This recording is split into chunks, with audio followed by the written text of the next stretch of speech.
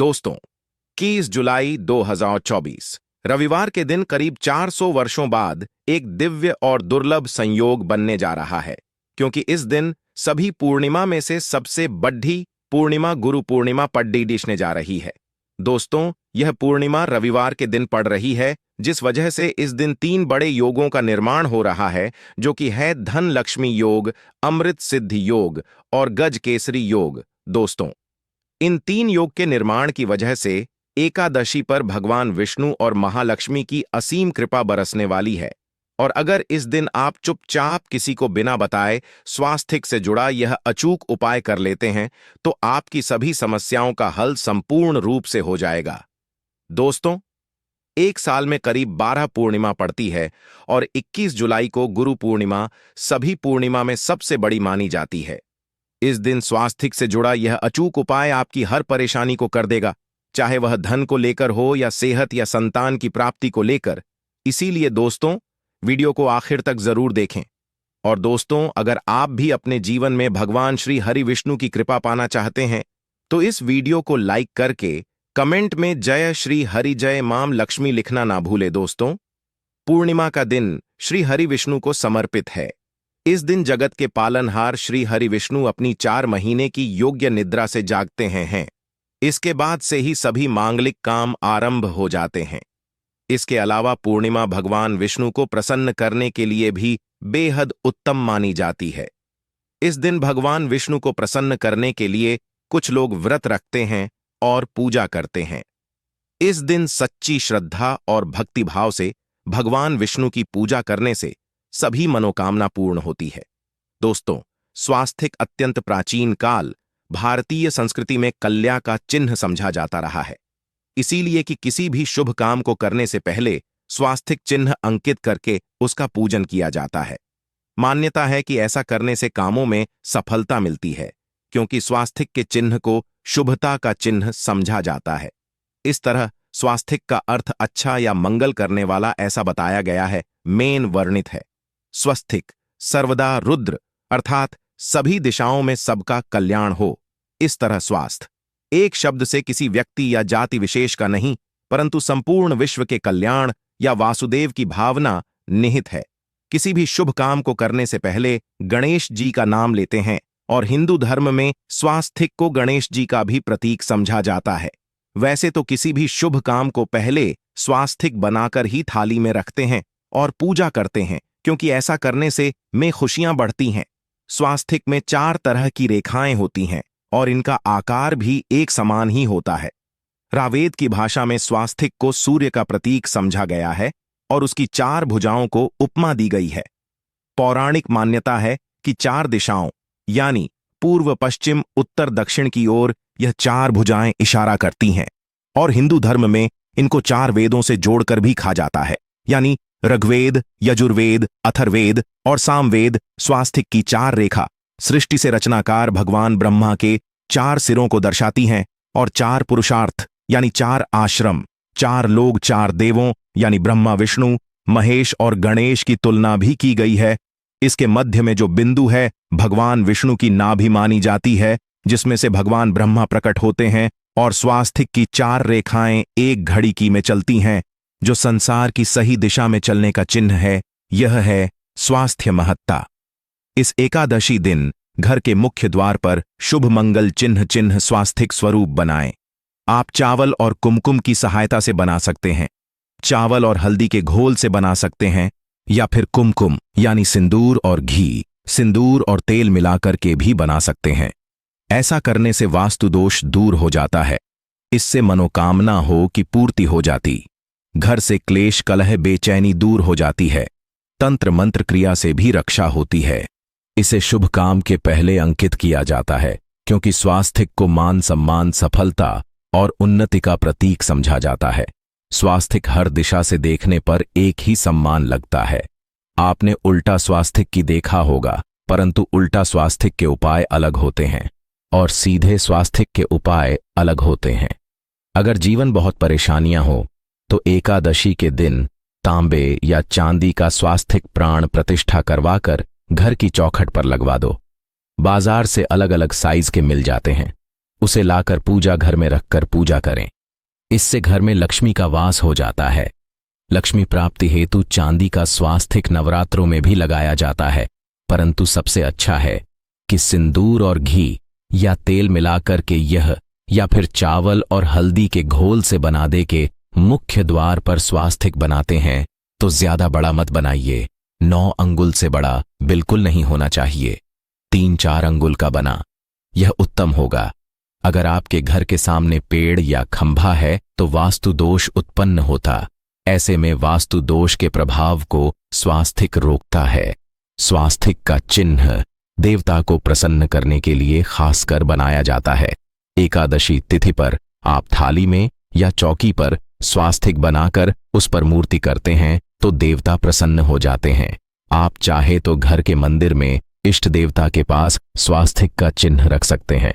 तो दोस्तों, स्वास्तिक के कौन कौन से उपाय घर में लाते हैं, धन प्राप्ति कराते हैं, जानते हैं इस वीडियो में। परंतु दोस्तों, उससे पहले आपसे रिक्वेस्ट करते कि वीडियो को लाइक जरूर करिएगा, दोस्तों को शेयर कर दीजिएगा, और अगर अभी तक आपने चैनल को सब्सक्राइब नहीं किया है तो चैनल को सब्सक्राइब करके बेल जरूर दबाइए। दोस्तों, इस एकादशी पर मुख्य द्वार की दहलीज के दोनों तरफ स्वास्तिक का चिन्ह बनाकर उसकी पूजा करें। स्वास्तिक पर चावल की ढेरी बनाएं और एक एक सुपारी रख दें तो ऐसा करने से अपार धन की प्राप्ति होती है, कामों में सफलता मिलती है। इस एकादशी के दिन नहाने के पानी में तुलसी का पत्ता या बेलपत्र डालकर नहाई। यह स्नान के जल में जब आप बेलपत्र डाल देते हैं तो सभी तीर्थ स्थानों में स्नान करने सम्मान पुण्य फल आपको हासिल हो जाते हैं। आप चाहे तो मैं कुशाघास भी डालकर नहा सकते हैं। एकादशी पर भगवान श्री हरि विष्णु जी के साथ ही माहौल लक्ष्मी और भगवान शिवा की पूजा करें। इस दिन इनके संयुक्त पूजन से आपके जीवन की सारी परेशानियां समाप्त हो जाती हैं। इस दिन आप अपने घर के पूजा स्थान पर एक में कुमकुम से स्वास्तिक बना ले। स्वास्तिक के ऊपर थोड़े से अक्षत और एक सुपारी रख दे। इसे 21 दिन तक वही रहने दे। बाद में सुपारी को उठाकर की मूर्ति के पास रख दे। 2 दिन तक यह बने रहने से आपके जीवन में कभी धन न की कभी कमी नहीं होती।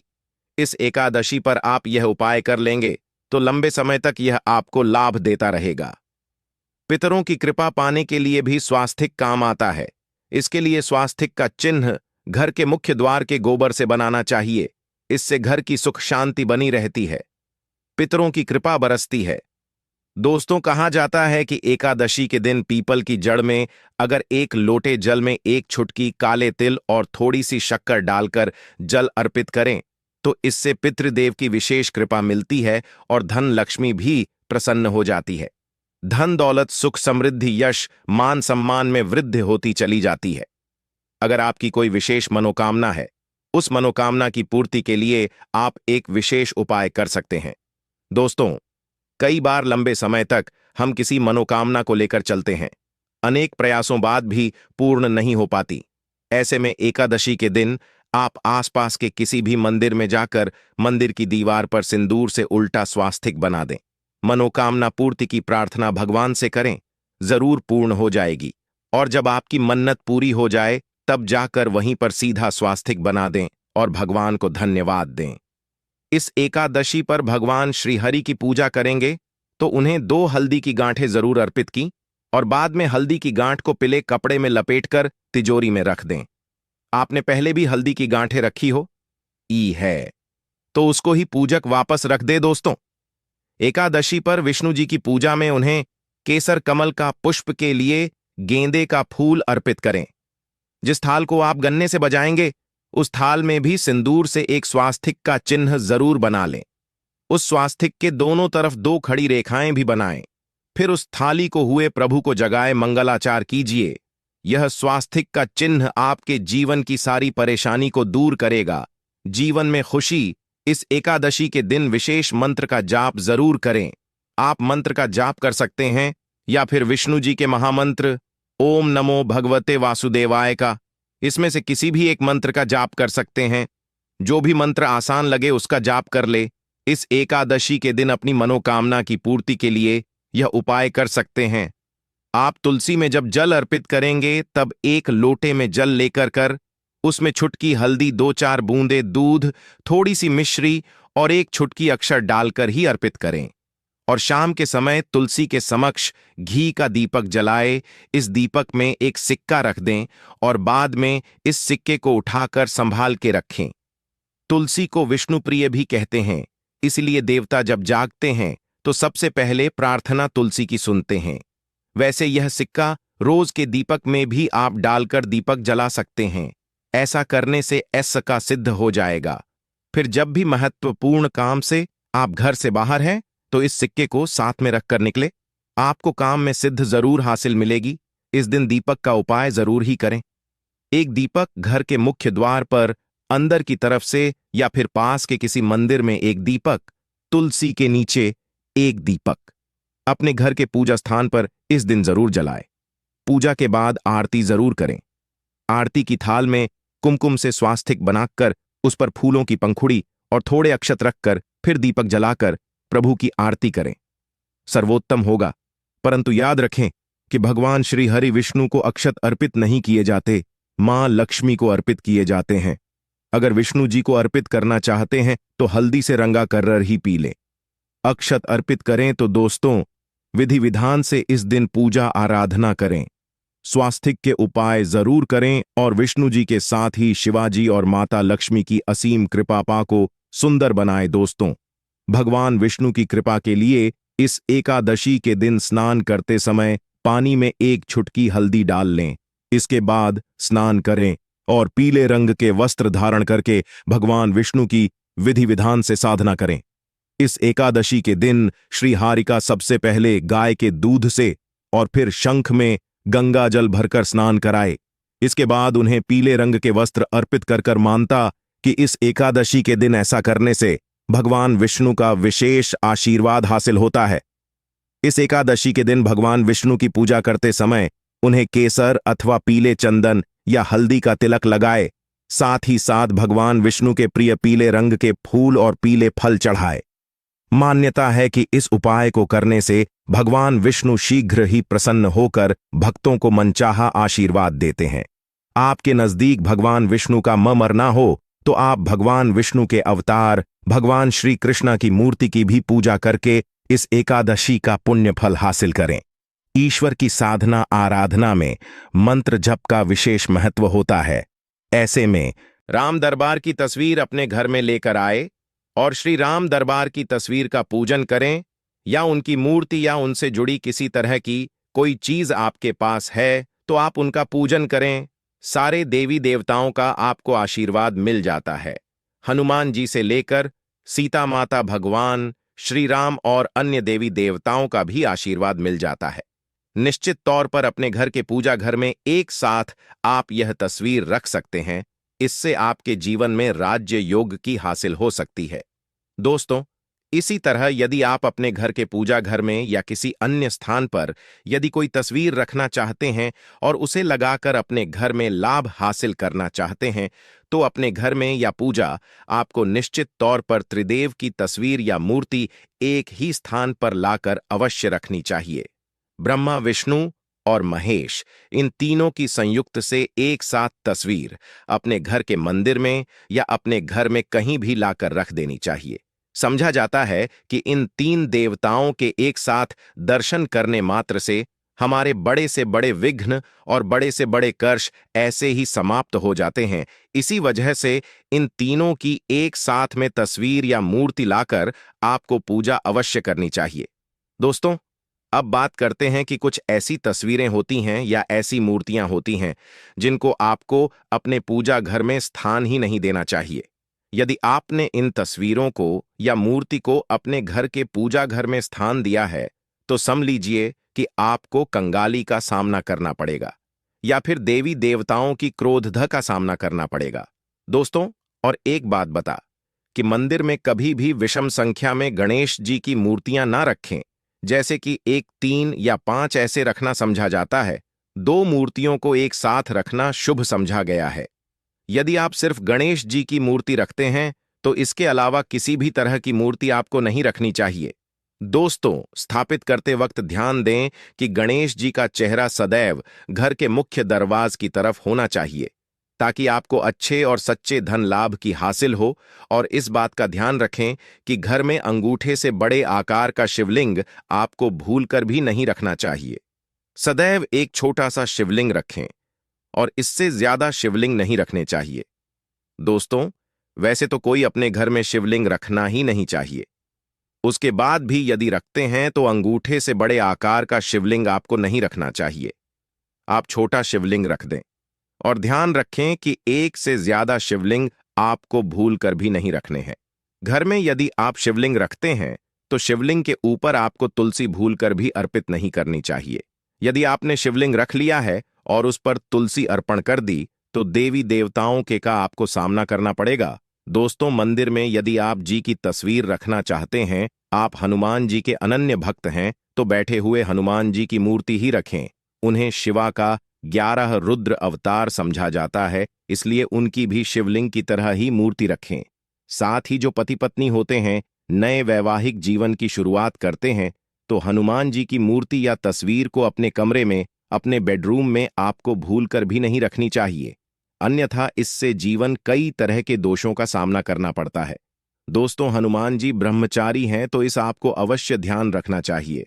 दोस्तों, राधा कृष्णा की मूर्तियों को यदि आप जैसे अपने क्षण कक्ष में सोते हैं और उन्हें आपके बेर के सामने की तरफ रखा है कि जैसे कि आप सुबह उठे और आपको उठते ही पहले उनके दर्शन हो जाए, तो समझ लीजिए कि आपका जीवन मालामाल होने वाला है। किसी भी तरह का कोई दोहक धन की चिंता आपके जीवन में रहेगी।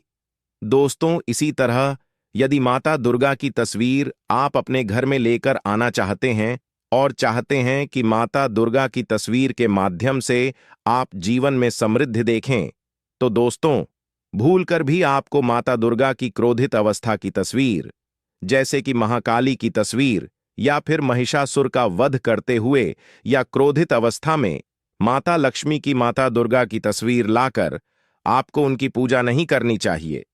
दोस्तों, सदैव और सुंदर मुख वाली तस्वीर ही अपने घर के अंदर लाकर पूजा करनी चाहिए।